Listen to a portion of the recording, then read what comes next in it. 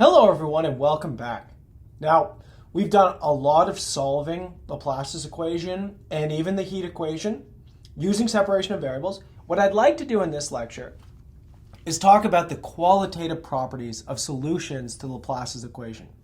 Now, in any domain, Laplace's equation looks like this. The Laplace operator is equal to 0. If it's in one dimension, then it's just the second derivative is equal to 0. It's not particularly interesting, but we have seen examples where this thing becomes very, very interesting when you go into higher dimensions, right? We solved it on a circle. In the last example with fluids, we solved it on the disk with a circle pushed out of it.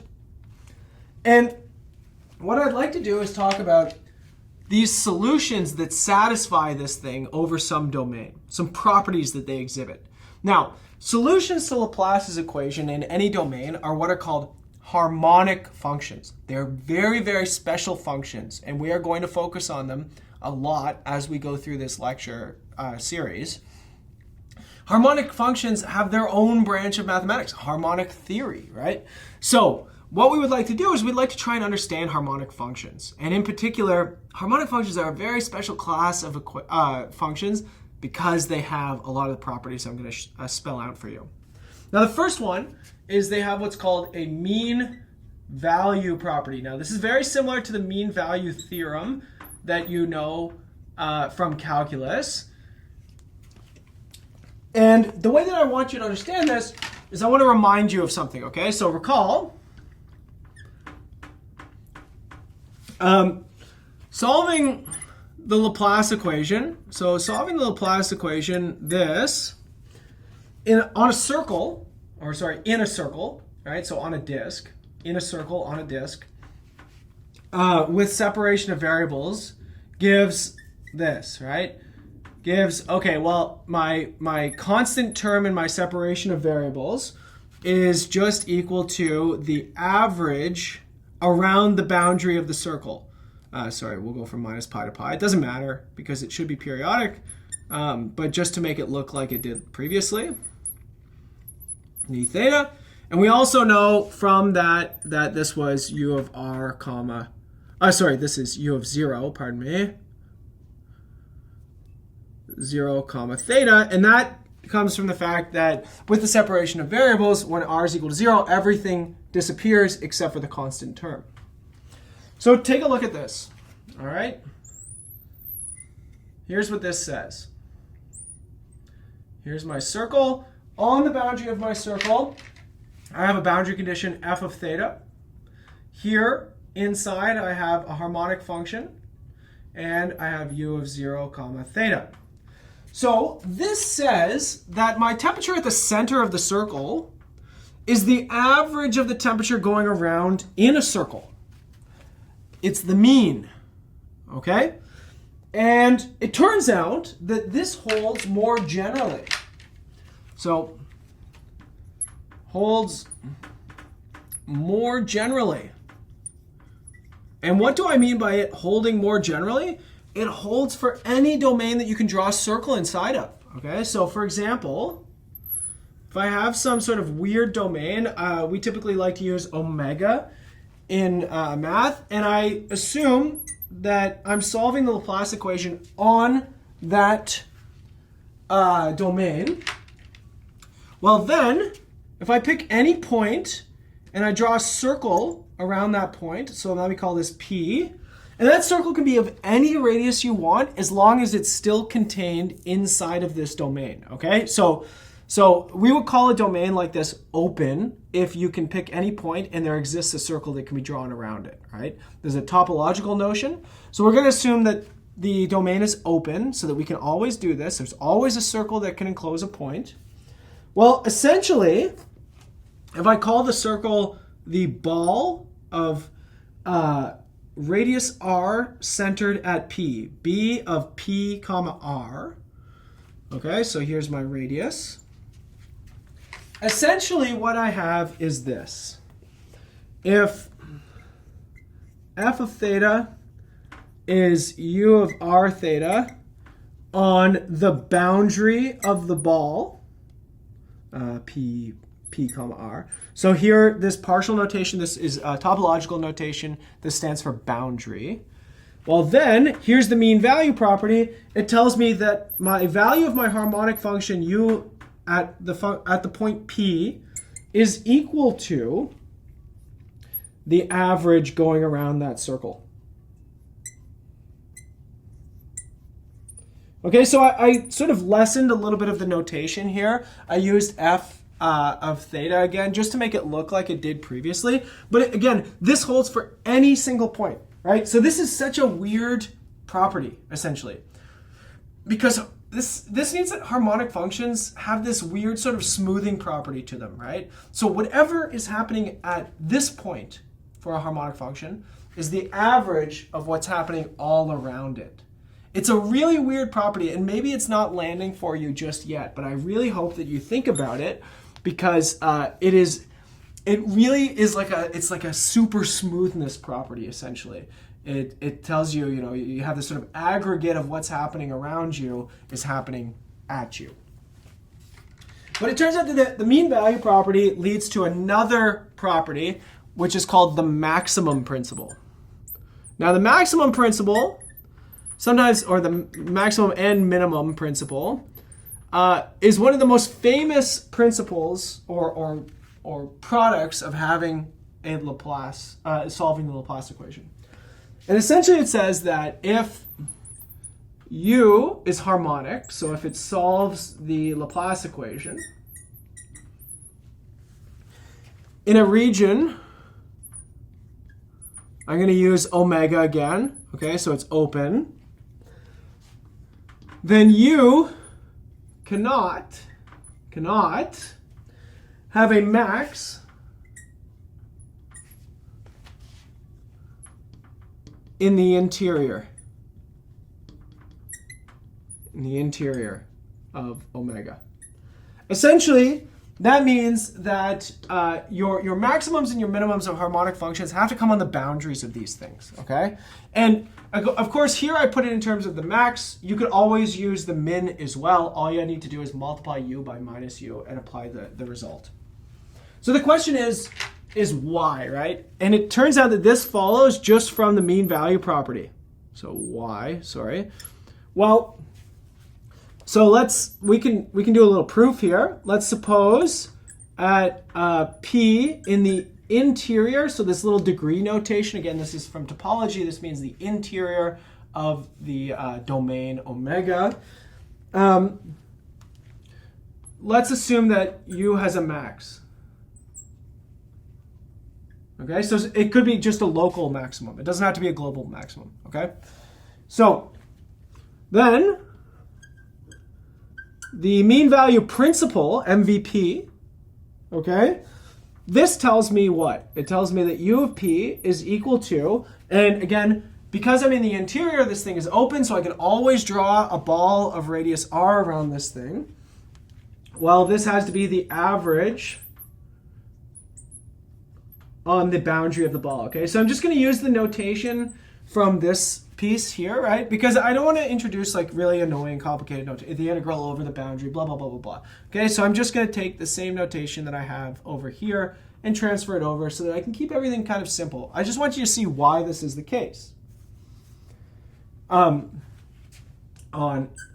any ball in this, okay? But now, if this was the maximum, right? But the maximum is the average here. Now think about what you know by averages, right? You can go above and below averages, right? So if my average at the end of this class, for example, on maybe 3 assignments or 4 assignments, whatever it happens to be, is 85%, that would mean that I probably got higher than 85% on at least one of those assignments, right? Otherwise, I would have had to get 85 on every assignment in order for my average to be 85. So think about what this means, right? The biggest value I can get locally is the average of values that could be bigger. So the only way that this could happen, so only way way for this to happen is if f of theta is equal to u of p for all theta. It has to be constant, right? So again, if my average at the end of the year is 85 on 4 assignments, and I never got higher than 85 on any one individual assignment, then I had to have gotten 85 on all of them, right? I have to have a constant that I'm taking the average of. Otherwise, if I scored lower than 85 on one of those assignments, in order to have an average of 85, I had to have scored higher as well. So there has to be something bigger than the maximum, which is not possible. So the only possibility here is if this thing is constant. But that's a contradiction, right? Because these are all at the maximum now. So this implies that the only possibility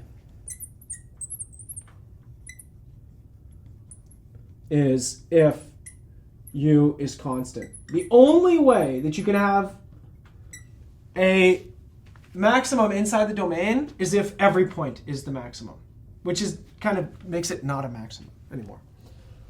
And again, you can do the same thing for minima as well, okay? So that's an interesting property, right? It tells you that harmonic functions don't have maximums and minimums inside of the domain. That's a really weird thing to think about, right? So they have this weird mean value property that immediately gives you this maximum principle as well. Okay, now we can ask ourselves something that we typically do a lot in differential equations, and in particular I did it with dynamical systems earlier on. But we haven't spoken about really much when it comes to partial differential equations. And that's well-posedness and uniqueness. Okay, so let me talk about this in a second. But one thing that you might ask yourself, we've been doing all this separation of variables, you might ask yourself, is this the only solution that I could be getting? What if separation of variables is leaving out really more interesting solutions? Well, well-posedness and uniqueness actually tells us that we can't have more than one solution, and that separation of variables is giving us everything. Okay? And I'm going to do this by example for you. Okay? So first I'm going to do this with uniqueness. So let's do an example here. Let's consider a harmonic function in omega, and let's put some boundary conditions on this. Let's imagine we have this thing is equal to a function on the boundary of omega, okay?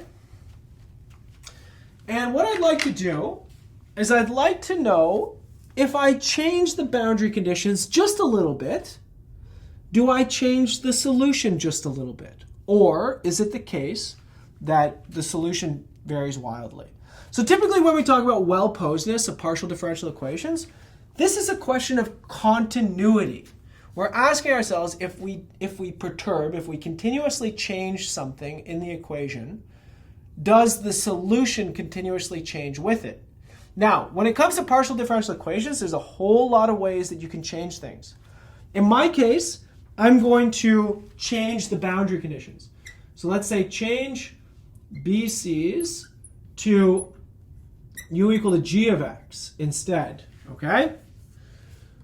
And I'd like to know what the effect could be based on this. But here's another thing that I could do. I could also change the domain as well, right? So instead of maybe a square, I could round off one of the sides. Or instead of a square, I could pull it into a rectangle. Well-posedness would account for continuous dependence with respect to the domain as well. But that's a much more complicated thing to do. So here I'm just going to show you with boundary conditions. Okay, well then, here's what I'm going to do. I'm going to say, let u solve this. U is going to solve my equation with u equal to f of x on the boundary. And let's let v solve, well, it's going to be a harmonic function, but it's going to have these other boundary conditions. Okay? And then here's what I'll do. I'm going to say set w equal to the difference of these things. Okay? So take a look at this. If I take the Laplacian of W, because the Laplacian is a linear operator, we learned about this a few lectures ago, then I get the Laplacian of U minus the Laplacian of V, which is 0 minus 0. So that tells me that W is a harmonic function too, but W has boundary conditions now given by f of x minus g of x on the boundary, right? And so essentially, the maximum principle tells me this. So max principle, using also the minimum principle, I suppose, it tells me that the minimum on the boundary is less than or equal to the minimum of W, which is less than or equal to W, which is less than or equal to the maximum on the boundary. Right? So again, I'm just evoking the maximum principle here. I'm saying that if you have a harmonic function, which is W, then its maximum and minimum can only come on the boundaries. So that means that the smallest value that can be found on the boundaries is smaller than everything that W can do, which is smaller than the maximum that can happen on the boundaries. But if you look at what's happening here, essentially I'm wedging my solution in between the differences of the boundary conditions. So take a look at this. This is essentially a continuity result. This is like a Lipschitz condition almost. Because remember, W is how close U and V are, right? It's the difference between these. But if F and G are really close to each other, these things could be very, very small, which tells me that U and V are very, very small. So follow the logic here. This says that if the boundary conditions are very close to each other, then the solutions themselves are very close to each other.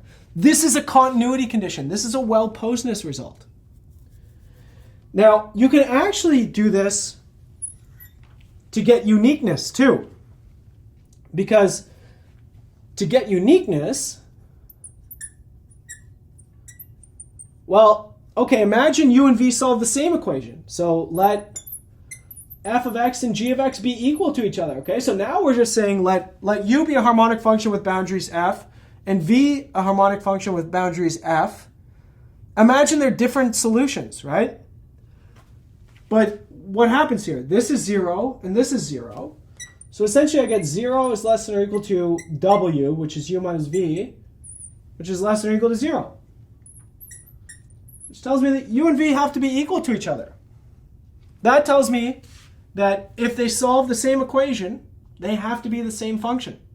That's the uniqueness result, okay? So to take this back to where we were, we could ask ourselves, if we're doing separation of variables, are we always getting all of the solutions? And the answer here is yes, because there is a uniqueness of solution. The fact that we have identified a solution, this result shows us that it has to be the only solution. There's not one that we overlooked. So this is the quirk of separation of variables, right? Separation of variables works and it gives you all the solutions. You're never missing anything. It's a fascinating thing. I remember whenever I first learned PDEs, I would look up all the time, why does separation of variables work? And the answer that would come up all the time is because we have uniqueness of solutions. Okay, it's not a very satisfying answer, right? It doesn't tell you how somebody figured out that it has to take the specific form of separation of variables. And the answer to that is somebody clever came up with it and it worked. The uniqueness result here and the well-posedness results tell us that these have to be the solutions. The ones that we find with separation of variables are the only ones we can have. But it's amazing. I really want you to appreciate this, that separation of variables even works, right? And that it gives us all of the solutions. This is a fascinating property that we're going to sort of explore in more detail as we go through this lecture series. So now that we've learned a whole lot about harmonic functions, we've found a bunch of harmonic functions, we've solved the Laplace equation, solved the heat equation, we're going to go deeper into the theory. And in particular, we're going to go into the theory of Fourier series next. So I'll see you all in the next video, everyone.